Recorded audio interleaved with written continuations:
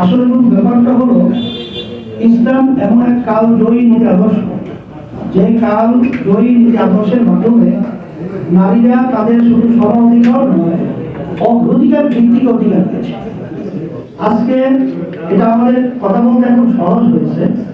আপনাদের কাছে যারা বিশ্ব ব্লক, যারা তামাম দুনিয়াকে পরিচালনা করে, তাদের চরিত্র, তাদের ইতিহাস আজকে জাতির সামনে এরকম দিবালোকের মতো পরিষ্কার হয়ে গেছে যে তারা মেয়েদেরকে কত জঘন্যতম, ঘৃণ্য এবং লজ্জাজনক ভাবে তারা নারীদেরকে ব্যবহার করে এবং কিভাবে তাদেরকে অবমূল্যায়ন করে, এটা আজকে বিশ্বের কাছে প্রকাশিত হয়েছে।